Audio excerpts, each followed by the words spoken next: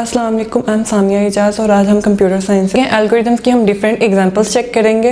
अब different examples में मैंने यहाँ पे वो सारे लिस्ट डाउन कर लिए जो कि हमने एग्जांपल्स करनी है। वन बाय वन हम ये सारी एग्जांपल्स देखेंगे और इसमें वो वाले कीवर्ड जो कि हमने अपने एल्गोरिथम्स में चेक किए थे उनको यूज़ करते हुए ये वाले एग्जाम्पल सॉल्व करेंगे। अब हमारे पास वो कीवर्ड्स कौन कौन से थे? सबसे पहले हमारे पास कीवर्ड था स्टार्ट का, वो हम रिवाइज कर रहे हैं स्टार्ट का। फिर हमने इनपुट ली थी, इनपुट के बाद हमने क्या किया था, प्रोसेसिंग के लिए सेट का कीवर्ड यूज़ किया था। देन कंडीशन के लिए इफ़ एल्स, लूप के लिए गो टू, और एट द एंड जब हमारा सारा प्रोसेस हो गया था तो हमने आउटपुट लेनी थी, तो आउटपुट के लिए आउटपुट का कीवर्ड था एंड लास्ट पे एंड का, जहाँ पे हम अपना एल्गोरिथम ख़त्म कर रहे थे। अब वन बाय वन वो वाले कीवर्ड्स यूज़ करके हम ये वाले जो है एग्जाम्पल्स प्रॉब्लम्स सॉल्व कर लेते हैं।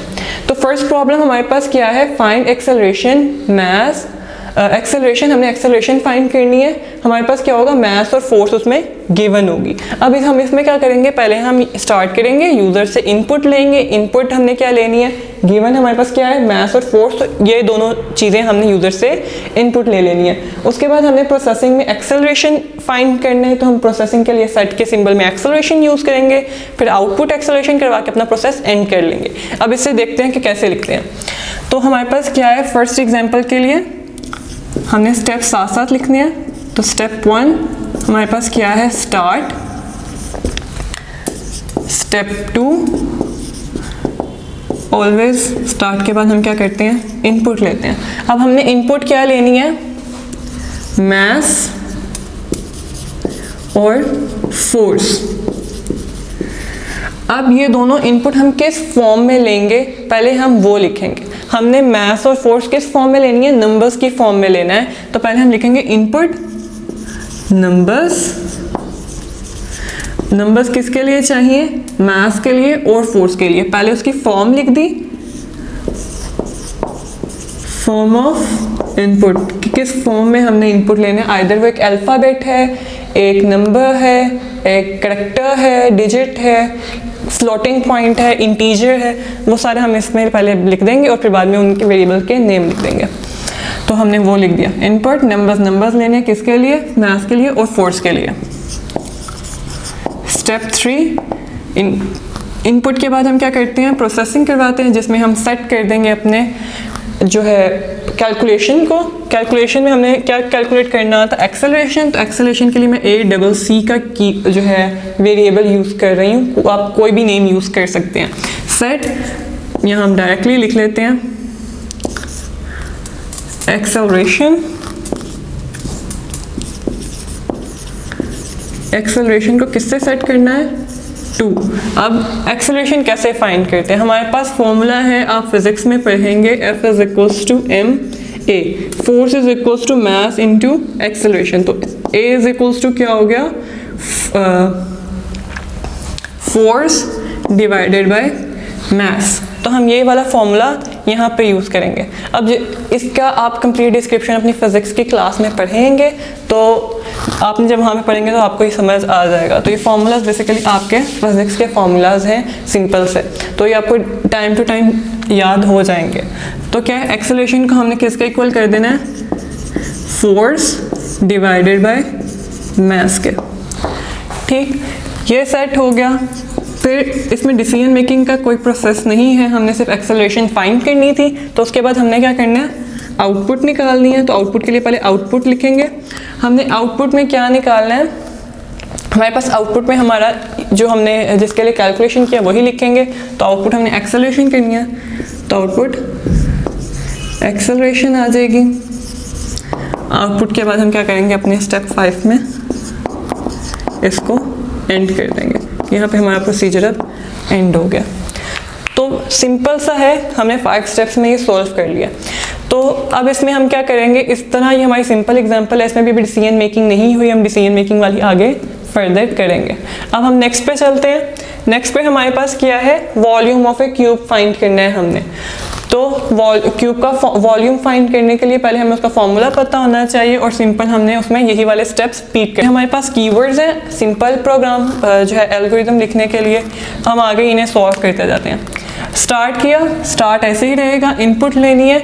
अब यहाँ पे हमने क्या करना है, क्यूब का वॉल्यूम फाइंड करना है। हमें पता है क्यूब का वॉल्यूम कैसे फाइंड करते हैं, हम उसकी 3 साइड्स, एक 3 इक्वल साइड्स होती हैं, हम उसको मल्टीप्लाई कर देते हैं। यानी अगर हम एक साइड उसकी लें तो हम उस साइड को 3 से मल्टीप्लाई करेंगे, हम उसका वॉल्यूम मिल जाएगा। ये भी आप फॉर्मूला है सिंपल।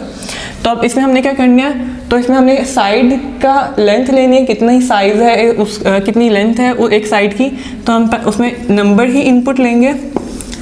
हम उस नंबर को किस वेरिएबल में सेव करवा देते हैं, साइज में, ठीक है। सेट, मैंने क्या फाइंड करना था, वॉल्यूम, तो मैं इसमें वॉल्यूम सेट कर देती हूँ, किसका इक्वल टू साइज को 3 टाइम्स मल्टीप्लाई करना है, साइज मल्टीप्लाई बाय साइज, ठीक है। ये हमारे पास क्या आ जाएगा, वॉल्यूम आ जाएगा। तो इसको आगे मैंने आउटपुट करवाना है, तो इसमें डायरेक्टली मैं लिख दूंगी वॉल्यूम। ये भी क्या है, एक सिंपल एग्जांपल थी जो हमने सॉल्व किया, ठीक। यानी मेन कीवर्ड्स यूज़ किए हैं और फिर उनके आगे से उनका जो प्रोसीजर था वो चेंज कर दिया। थर्ड एग्जांपल देख लेते हैं। जो प्रॉब्लम हमारे पास वो क्या है, फाइंड एरिया ऑफ पैरेललोग्राम।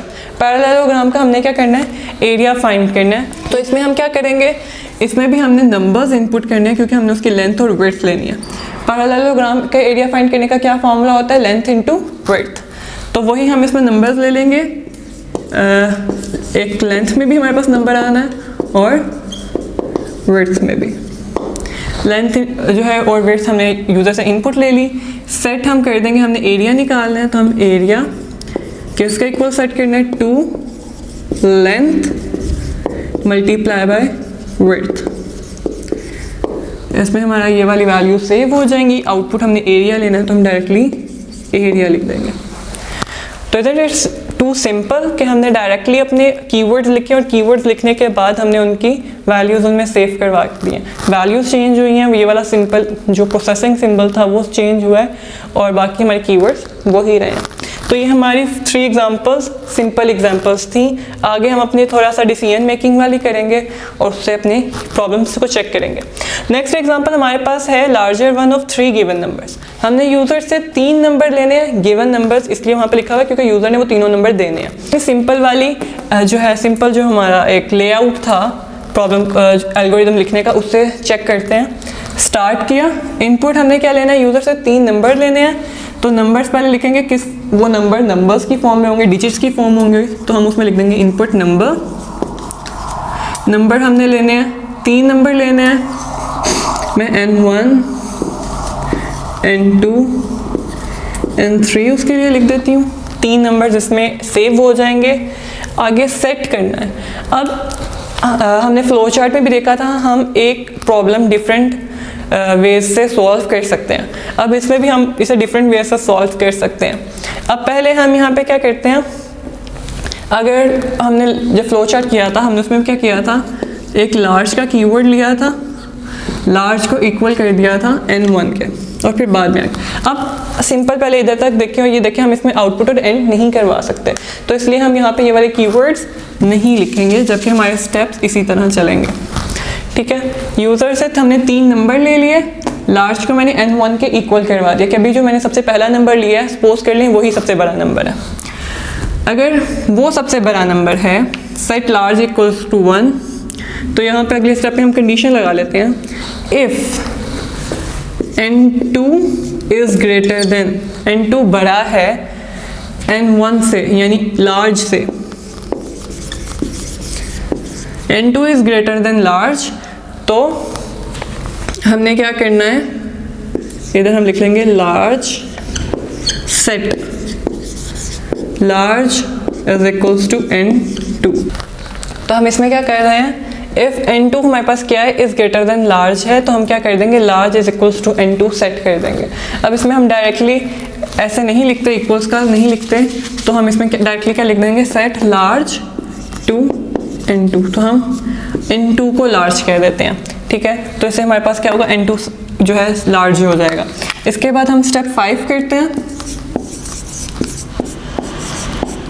अगर मेरे पास n2 जो है वो लार्ज नहीं है, तो हम चेक करेंगे if n3 is greater than large, क्या n3 लार्ज से बड़ा है? अगर है तो हम क्या करेंगे, सेट लार्ज टू n3 को लार्ज में सेव करवा देंगे। और इसके बाद हमने क्या करना है, सिंपल आउटपुट ले लेनी है और एंड करना है। तो यहाँ पे हम स्टेप 5 में 6 में आउटपुट ले लेंगे और स्टेप 7 में एंड करवा देंगे। तो आउटपुट हमारे पास क्या आनी है, सबसे बड़ा नंबर आना है लार्ज, तो हम क्या लिखेंगे, आउटपुट लार्ज, और लास्ट स्टेप में हम उसे एंड करवा देंगे। तो अब हम इसे ज़रा एक दफ़ा अपनी जो है वैल्यूज़ के थ्रू चेक कर लेते हैं, आइदर हमारे पास ये सही आ रहा है कि नहीं आ रहा। तो यहाँ पे मैंने यूज़र से कोई 3 नंबर्स लेने थे, मैं लिख लेती हूँ 7 6 5 7। तो अब यहाँ पर हम इसे स्टेप बाय स्टेप चेक करते हैं। पहले मैंने क्या कहा है, इसमें मेरे पास लार्ज जो है सबसे बड़ा नंबर क्या है, 6 है। ये मैंने खुद सपोज किया है, हम इसे अब चेक करेंगे कि ये 6 है कि नहीं है। नेक्स्ट स्टेप में हम चेक करेंगे n2 क्या लार्ज से बड़ा है, क्या n2 5 6 से बड़ा है, ट्रू है या फॉल्स, फॉल्स है कंडीशन। अगर ये फॉल्स है तो ये वाला स्टेप नहीं चलेगा, ठीक। इसके बाद ये नेक्स्ट स्टेप पे आ जाएगा। नेक्स्ट स्टेप पे चेक करेगा n3 बड़ा है, n3 क्या था 7 क्या है बड़ा 6 से बड़ा है, तो ये ट्रू हो गई। अगर ये ट्रू है तो ये वाली स्टेटमेंट इसे नेक्स्ट जो लिखी हुई है वो चलेगी। हम लार्ज को किसका इक्वल कर देंगे, n3 के इक्वल कर देंगे, जो कि हमारे पास क्या है 7।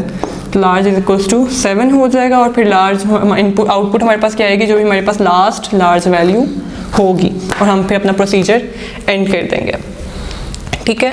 अब ये लार्ज वैल्यू हम इसमें क्या कर रहे हैं, वेरी कर रहे हैं, वेरिएबल है, वेरी कर सकता है। तो ये क्या था, एक सिंपल हमारे पास उसका एल्गोरिथम था कंडीशन बेस पे, हमने यहाँ पे इफ़ चेक किया था।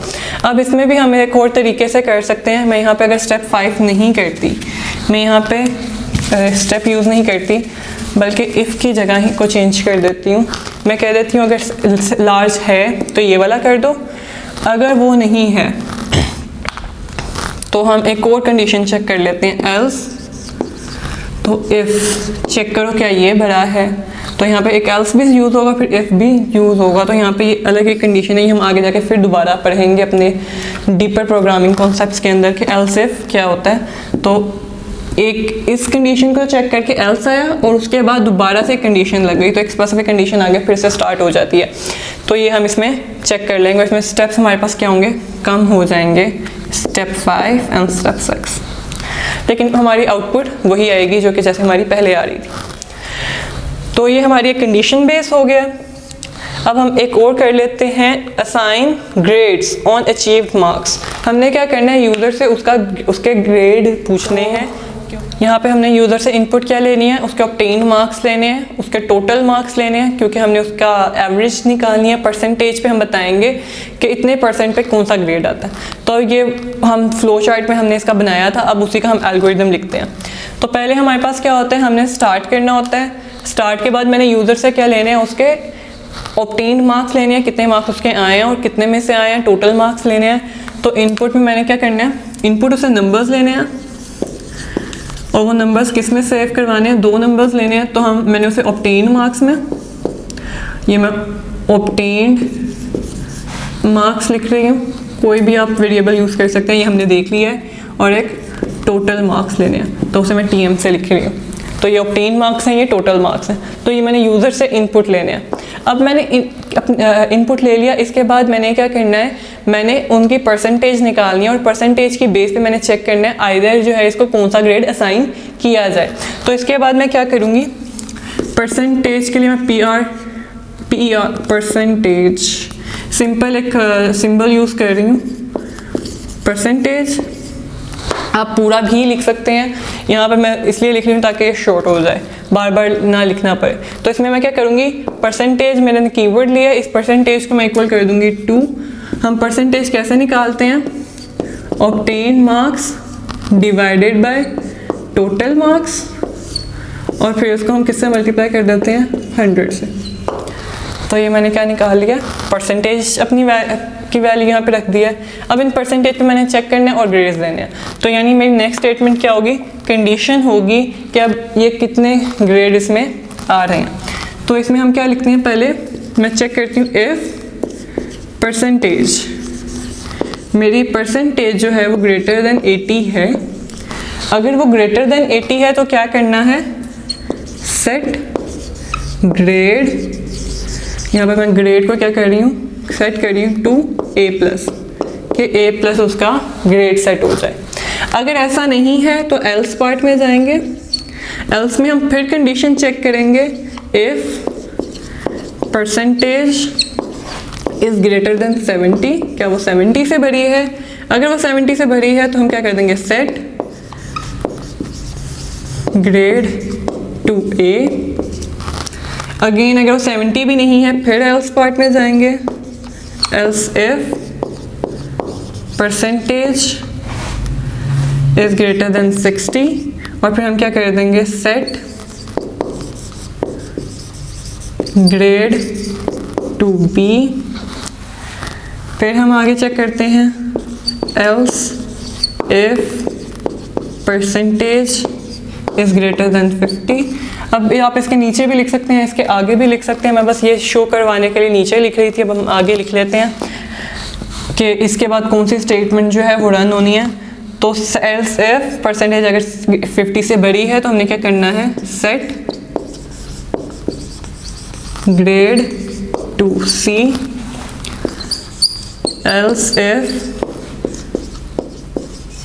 Percentage is greater than 40, set grade two D।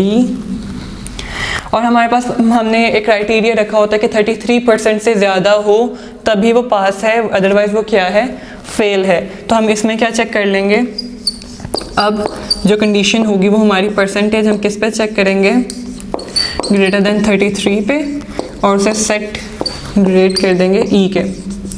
Otherwise वो हमारे पास क्या है, फेल है। इसके बाद हमने कोई और कंडीशन चेक नहीं करनी। जब आगे फर्दर कंडीशन नहीं है तो एल्स के आगे इफ़ नहीं लगाएंगे। इफ़ एक फर्दर एक स्पेसिफिक पार्ट था तो अब हम यहाँ पे सिंपल एल्स लिखेंगे और एल्स में डायरेक्टली उसे वैल्यू साइन कर देंगे, set grade two F। Simply हम ग्रेड को F सेलेक्ट कर देंगे। अब ये सारा हमारे पास एक स्टेप है जिसमें हम सारी कंडीशंस लगा के सिर्फ एक वेरिएबल को वैल्यू साइन कर रहे हैं, जो कि हमारे पास क्या था, ग्रेड था। अब इसके बाद हम अपना स्टेप जो है 5 करेंगे, उसमें आउटपुट ग्रेड करवा देंगे और फिर उसे एंड कर देंगे। नीचे फर्दर स्पेस नहीं है, हम यहाँ पर साइड पे कर देते हैं। तो हमारे पास क्या है, स्टेप 5। स्टेप 5 में हमने लेनी है आउटपुट। आउटपुट हमने क्या लेना है, ग्रेड, वो ग्रेड कर देंगे। स्टेप 6, और स्टेप 6 में हमने क्या करना है, इसे एंड कर देना। तो ये क्या है, हमारी सिंपल एग्जांपल है जिसमें हमने अपनी वैल्यूज़ को चेक किया है। टोटल 6 हमारे पास स्टेप्स हैं, मगर हमारे पास 4th स्टेप काफ़ी लेंथी है, लंबा है, तो इसलिए हमारे पास ज़्यादा हुआ। तो ये हमारा ये वाला जो है, ये हमारे पास जो है एक लेंथी स्टेप है, इसको हमें छोटा करना चाहिए, बट ये मैक्सिमम कंसाइज्ड फॉर्म है, उसकी प्रिसाइज्ड फॉर्म है कि इससे ज़्यादा हम इसे छोटा नहीं कर सकते। अब इसे छोटा वह भी होगा जब हम इसको प्रॉपर्ली प्रोग्राम में लिखेंगे। तो अब इसे भी हम चेक कर लेते हैं। हम कोई भी ऑब्टेन मार्क्स ले लेते हैं, टोटल मार्क्स ले लेते हैं। जैसे मेरे जो हैं 1024 मार्क्स आए आफ्टर टोटल 1100 में से। तो यहाँ पे हम उसकी परसेंटेज कैलकुलेट करते हैं जो कि 93 आती है। पहले इसे सिंपल चेक करते हैं। अब यहाँ पे हम इसके बाद नेक्स्ट स्टेप में आएंगे। नेक्स्ट स्टेप में हम चेक करते हैं 80 से बड़ी है, 80 से बड़ा होगा तो A+ वो ग्रेड को साइन कर देगा। अब जब वो इसे साइन कर देगा तो इसके बाद वाले कोई भी स्टेप परफॉर्म नहीं होंगे, क्योंकि ऑलरेडी मेरी फर्स्ट वे कंडीशन ट्रू हो गई है। अगर ये ट्रू हो गई है तो अगले वाले स्टेप्स जो है नहीं कैलकुलेट होंगे, कंप्यूट नहीं होंगे। वो यहाँ पे इसे चेक करके नेक्स्ट स्टेप में आ जाएगा और ग्रेड मुझे A+ दे देगा और यहाँ पे मेरा प्रोसीजर एंड हो जाएगा। लेकिन अगर ऐसा नहीं होता, मेरे पास क्या है 93 नहीं आती, मेरे पास कोई और नंबर्स थे, कोई और मार्क्स आते हैं और मेरी सपोज कर लेते हैं इस रेंज में 55% मार्क्स आ जाते हैं। परसेंटेज में 55% है। तो यहाँ पे अब हम चेक करेंगे 80 से बड़ी है, 80 से बड़ा है नहीं, तो ये वाला कंडीशन नहीं एग्जीक्यूट होगा, डायरेक्टली वो एल्स पे आएगा। इसके अलावा उन्होंने कहा था एक और कंडीशन आ गई है, क्या वो 70 से बड़ा है नहीं, तो ये वाला भी नहीं कैलकुलेट होगा, फिर नेक्स्ट वाले एल्स पे आ जाएगा। फिर कंडीशन चेक करेगा 60 से बड़ा है नहीं, ये भी एग्जीक्यूट नहीं करेगा और से नेक्स्ट एल्स पे आएगा। उस एल्स पे आके फिर चेक करेगा 50 से बड़ा है, ग्रेड जो है सी के इक्वल कर देगा। इस एल्स के बाद वाले कोई भी एल्स को कैलकुलेट नहीं करेगा, इसको कंप्यूट नहीं करेगा, चेक नहीं करेगा, क्योंकि यहाँ पे उसे आंसर मिल गया है। और इस सी को वो यहाँ पे आके आउटपुट दे देगा और उसे प्रोसीजर को एंड कर देगा। तो ये हमारे पास क्या थी, सिंपल एग्जांपल्स थी ग्रेड को असाइन करने के लिए। अब हमारे पास एक लास्ट एग्जांपल है even number in integers ranging from n1 to n2। हमने क्या करना है, एक स्पेसिफिक रेंज के अंदर यूज़र से नंबर लेने हैं, वो हमें बता देगा कि इधर से इधर तक रेंज है हमारी, ठीक है।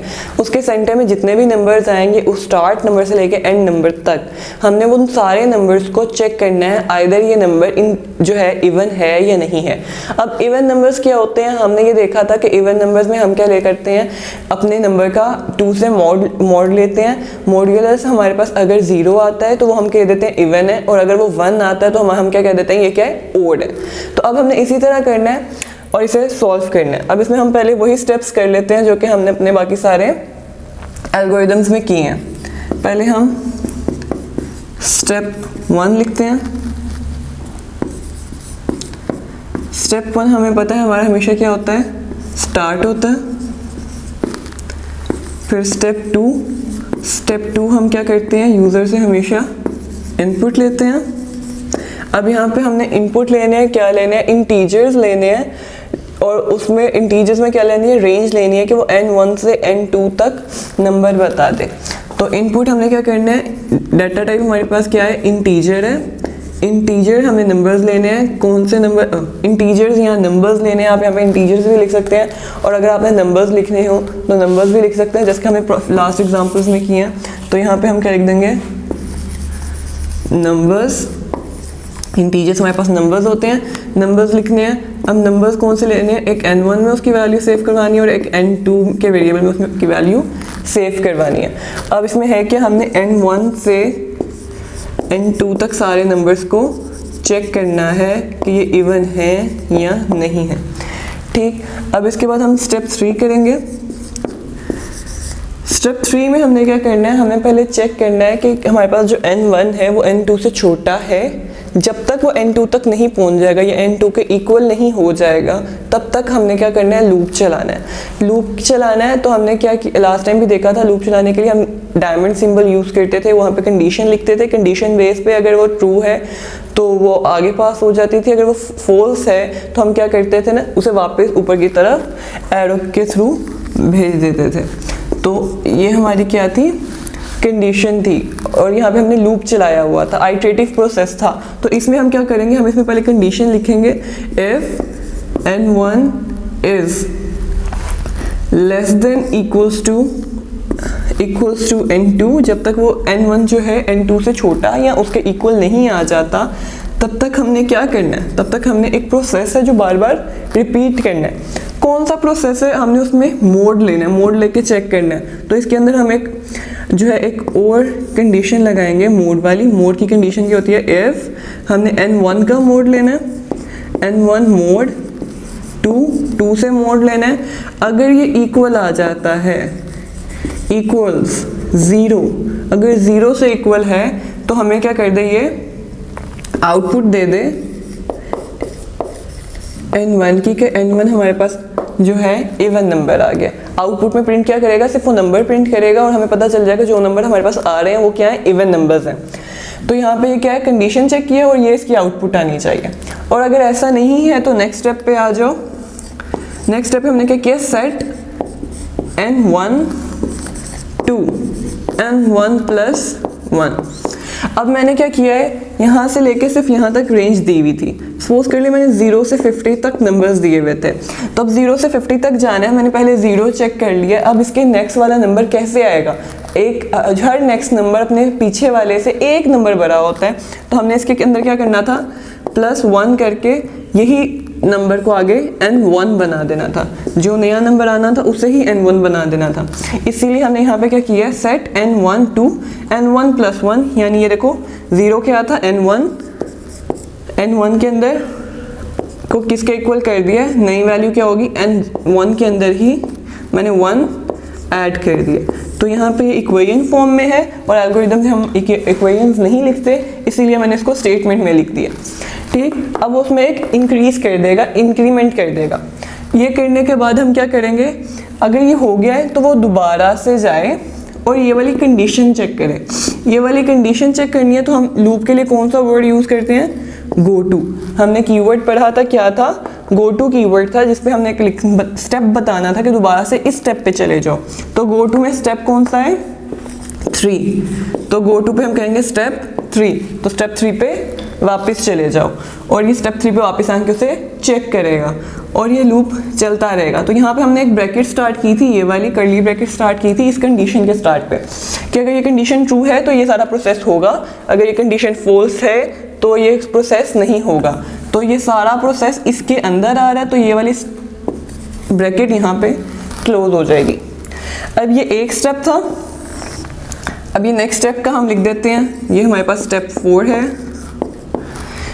जहाँ पे हम वैल्यू सेट करवा रहे हैं, प्रोसेसिंग है वो स्टेप 5 है, गो टू हमारा स्टेप 6 है। हमने साथ साथ ही लिखने हैं। जब ये हो जाएगा हमारे यहाँ पे, अगर कंडीशन फॉल्स हो जाती है तो हमने वहाँ पे एंड कर देना है, क्योंकि आउटपुट तो हमारी इसके अंदर आ रही है, इसके अलावा हमें आउटपुट नहीं चाहिए। आउटपुट हमारी आ चुकी है, तो लास्ट स्टेप क्या हो जाएगा, एंड का। तो स्टेप 7 में हम क्या करेंगे, अपना प्रोसेस, अपना एल्गोरिदम एंड कर देंगे। तो ये क्या है, सिंपल सा एल्गोरिदम है, हमने इसमें इवन नंबर्स निकालने थे। अब यहाँ पे हम इसे चेक कर लेते हैं कि हमने इसे ये आइदर किस तरह का काम कर रहा है और कैसे हमें आउटपुट देगा, इसकी वर्किंग क्या है। अब मैंने यहाँ पे 0 से 50 तक का है, हम एक छोटी रेंज ले लेते हैं 0 से 5 तक। हमने चेक करने इवन नंबर्स हैं या नहीं है। हमने एल्गोरिदम स्टार्ट किया, इनपुट वैल्यूज देनी थी, स्टार्टिंग रेंज दी, n1 हमारे पास थी स्टार्टिंग रेंज, वो मैंने दे दिया 0, n2 हमारे पास थी एंडिंग रेंज, तो वो मैंने क्या दे दिया 5। अब 0 से 5 तक इसे बताना है कौन कौन से इवन नंबर्स होते हैं। इनपुट दे दी, उसके बाद हमने यहाँ पे आके चेक किया, either 0 less than equals to 5 है, 0 लेस देन है, एक कंडीशन ट्रू है, यानी अब इसे जो ब्रैकेट्स के अंदर वाला पार्ट है वो प्रोसेस होगा। अब यहाँ पे आएंगे, अब हम यहाँ पे लिखेंगे 0 का हमने क्या लिया, मोड लिया है 2 से, तो हमारे पास 0 ही आंसर आता है। तो आंसर जब 0 इक्वल्स टू 0 आएगा तो उसने आउटपुट देनी है, तो यहाँ पे हम आउटपुट शो करवा देते हैं। आउटपुट हमारे पास क्या आ जाएगी, 0। इसके बाद नेक्स्ट स्टेप पे गए, उसने कहा जो भी n1 पहले दिया हुआ था यानी 0, उसके अंदर क्या कर दो, n1 + 1 कर दो, यानी इस पॉइंट पे 0 था, अब 0 के अंदर +1 करके वही वैल्यू इसके अंदर सेव करवा दो, तो +1 करके 1 इसके अंदर आ गया, यहाँ पे आ गया। अब n1 हमारे पास 1 हो गया, फिर उसने कहा स्टेप 3 पे वापस चले जाओ, यहाँ से स्टेप 3 पे हम वापस आ गए। अब हमारे पास n1 1 नहीं है, हमने यहाँ पे +1 किया था, 0 नहीं है, अब 1 हो गया।